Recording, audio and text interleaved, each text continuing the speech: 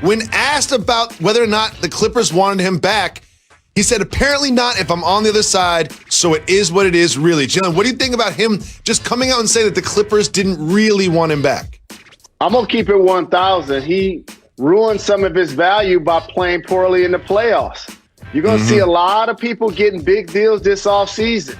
The reason why he didn't get a long-term deal is because he was the defensive liability that the Joker continued to take advantage of to the point where they had to take him out of the game.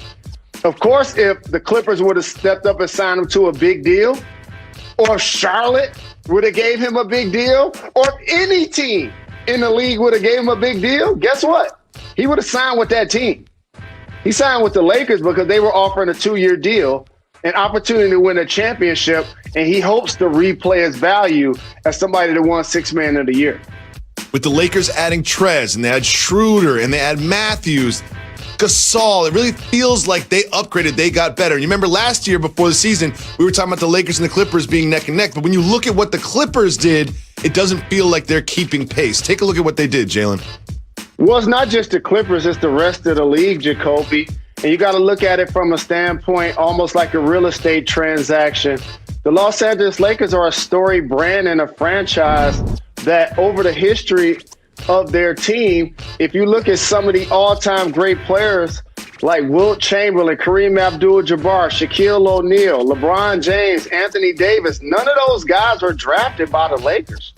They went to Los Angeles because, number one, it's a terrific franchise, but also because they wanted to be in LA. It's just going to be more attractive than other places across the league. So for the Clippers, who plays in their building, eventually will get their own. They also had a really good offseason, Jacoby. They still have Kawhi and PG and Lou Will. Okay? They did a terrific job of adding Ty Lue as their head coach, re-signing Morris. The Clippers are the second best team in the Western Conference. It's just the Lakers are playing chess right now where everybody else is playing checkers, and LeBron James is doing a terrific job of making it unfair for everybody else to compete. Well, two things. The one thing that the Lakers and the Clippers have in common is they both have players from the Oklahoma City Thunder. Obviously, Paul George with the Clippers, and now Dennis Schroeder with the Lakers. Jalen, when you look at all of the players that the Thunder have acquiesced, coached up, and then lost, what do you think about their strategy this offseason? You remember when Philly was talking about trust the process? In theory, that's exactly what the Oklahoma City Thunder are doing. It's just nobody's giving it to a label to it. But here's what I want to make sure I point out. All of those draft picks, and Sam Presti is one of the best general managers in the game. The Oklahoma City Thunder are cost-cutting, if you ask me.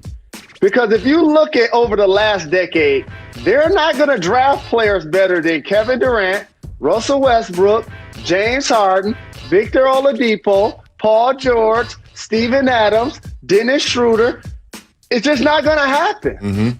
It's not going to happen. They've been the best farm system that the NBA has seen. It's like, okay, Phoenix, we don't mind helping you out. We'll send you Chris Paul after he helped lead us to the playoffs. Wouldn't most teams be trying to keep SGA and Schrader together? But no, they're going to give up Schrader and trade him to the defending world champion. Didn't Danilo Gallinari just get a big deal with the Atlanta Hawks to help them out? Didn't Steven Adams just go to New Orleans to help them out?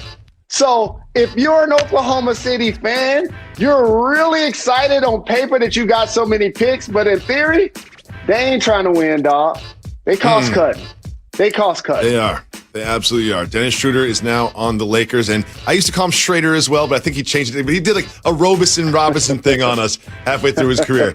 Now, Jalen, there's another interesting report from the NBA, and that is not just that John Wall no longer wants to be with the Wizards, but the GM, Tommy Shepard, says we have absolutely no plans on trading Wall. What do you think about the GM coming out and straight up saying he can ask all he wants, but that doesn't mean that we have to trade him?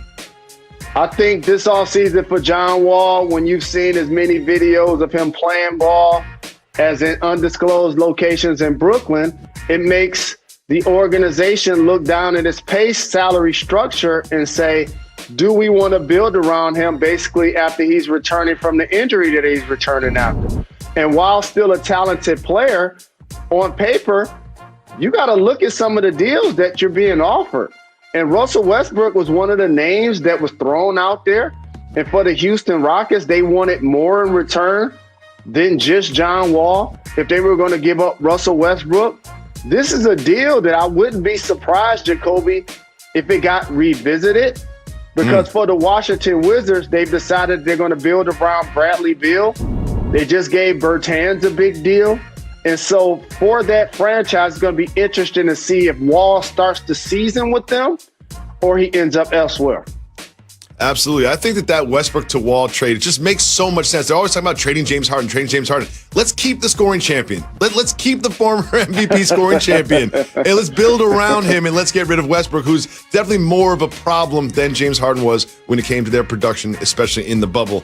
Now, Jalen, we also have some news from the Celtics. They have extended Jason Tatum, gave him $195 million. They've made some other moves that you can take a look at. What do you think about what the Celtics have done this offseason in their competition in the East? I think something that I've acknowledged over the last year or so, while Danny Ainge is a terrific GM, he had a chance to cash his chips in the middle of the table and he overplayed his hand. Of course, Jason Tatum is an all-NBA player that you want to give a max deal to, and Jaylen Brown's an all-NBA player, also a lockdown defender. But when you start losing Al Horford, Kyrie Irving, and Gordon Hayward for no assets in return, now you start to look back at the journey and like, wait a minute, they were in play for Anthony Davis and what happened? They were in play for Kawhi Leonard and what happened? And so now who's going to be their starting bigs? When you look at their team, Tristan Thompson, is he going to be the guy that's closing games for the Celtics this year? That is not what you anticipate as they were accumulating assets over the last handful of years, and you were building out the Boston Celtics starting team and their bench. We always talk about Danny Ainge and all the assets and the trade assets and the draft picks they had. Well, they never really used those trade assets in trades, and the draft picks they did draft didn't really pan out the past few years when you get past that Jaylen Brown, Jason Tatum class. Jalen, joining us right now on the show, right after this break, is Hit Boy, one of the hottest producers in the game. Stay tuned. You don't. We welcome Montrezl Harrell to the show. Thanks for being here. I'm sure it's been a long couple of days. How you doing? Doing good. How are you? I'm doing great. So happy to have you. When you hear Montrezl Harrell of the Los Angeles Lakers, how does that sound? She got a great ring to it, sounds like to me. You ever picture yourself in that purple and gold? Because it's here. I got a couple of edits that's been done. A lot of people that do animations for me have been doing some great jobs for me. I know. Isn't Twitter and social media great? Like the minute you signed, there was like you in a jersey. It was pretty awesome. Man, photo shopping and editor now is crazy. So, Trez, can you share what went into your decision to potentially pass up more money to play in another city or to leave the Clippers where you had so much success to join the Lakers? My choice was really just, from my inner circle, my family, just talking and looking over the decisions that we had on the table. And we just felt like just coming and playing the purple and gold was the best choice. And, I definitely felt like it's the best choice for me. So that's what we went with. And, I'm happy to be a Laker. From the moment the season ended, were you talking with your family and your inner circle about the next step? No. As soon as the season ended, I actually went home and took the time to actually grieve and be with my family and actually mourn the loss of my grandmother. And then after that, I just was being a dad as I'm continuously still doing, man. That's all I was doing, just being around my kids and just that love and that energy. That's all I've been doing. And when free agency came about, that's when, I started getting into the talks with my agent. But, I left the basketball to, what I've done and what I've produced and left out there. And that's all I could do. Yeah, thoughts and prayers to you and your family. I know you lost your grandmother in July while you were in Orlando. What did she mean to you? Everything. Everything in the entire world. I still have multiple, pieces with her. Everything that I do is, going to praise her name and, continue to take care of my family and my loved ones, how I've been doing, since I was 16, 17. And it's still tough to this day. But, it's still going to be one of those, growing processes, one of those things that I'm going to have to take one day at a time. Yeah, I appreciate you sharing that, and there's no question she's very, very proud of you. Now we transition to basketball. You know, how excited are you for this opportunity to play with LeBron James, an all-time great? I'm extremely and really honored once, and I'm ready to get going. Honestly, man, I can't wait for training camp to kick off, and actually throw that practice jersey on and we go in there and get to work really. Trez, how many times have you visualized running that high pick and roll with Bron over the last couple days? Man, I've envisioned high pick and rolls, baseline plays, all of it, lobs, everything, man. Like I said, I'm just ready to get going, man. This is a great feeling, and I'm just happy to be here. I hear you on that. Listen, so you play against Anthony Davis these past 5 years. He's in New Orleans and then LA. Played him 4 times last year. To now playing with the game's most versatile big. What do you envision that looking like, and how does your game complement his? Like I said, I'm just doing anything and everything I can to help complement these guys. What they already do well, man.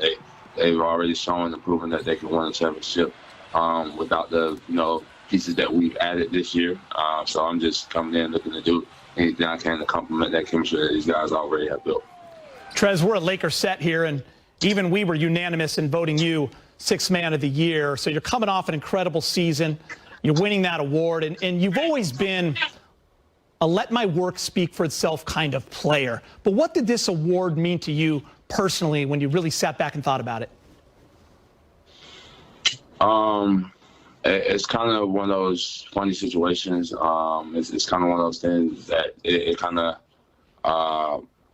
hurts a little bit just because I lost my grandmother, and we kind of had these talks, before losing her. So it's one of those things that kind of hurts and stings. But at the same time, it just made me, change my mindset and to be even one of those players that's still working. How they approach to the game is going to, enhance even more and just speak even more for itself.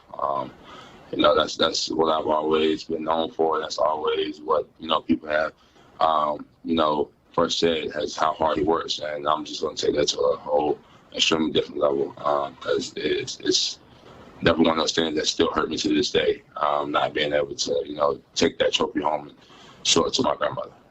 Your game's evolved every single year. How driven are you to continue to improve? Still, continuously every day. I'm got another 1 or 2 workouts set for today. So, this game is continuously changing. And, I don't want to be one of those players that, that label as can only do this one thing, because once you get that label, it's pretty hard to get off of you. And now it cuts you, in half as a player, no matter what. And I never wanted to be looked at as one of those players coming into this game. I want to, always look at myself as a person that, can do multiple things in this game whenever asked, whenever needed. That's the way I always approach the game. That's the way I always look at my game. And, the things that I do well, I enhance those things, but the things that I don't do well, I work extremely hard on 2-3 times harder than what I already do well. Trez, last thing, and I got to be honest, if that's okay with you, you were always a player that drove us Laker fans absolutely crazy because of how hard and how well you played against them every damn time. Right. It would be like, I can't stand Trez, but man, I'd love him in a Laker uniform. And then when the signing was announced, Laker Twitter goes nuts. It celebrates. I know how excited Laker fans are. What message do you have for Laker Nation? Well, the only message that I have is, now you guys don't have to hate me. Now you can love me. hey, it was always a lot of love. Just so much respect. Yes, sir. Right. Thank you so much. All right, Trez. So happy to have you, and thank you for taking the time. Really appreciate it, and hope to see you soon. No. Thank you for having me. Thank you.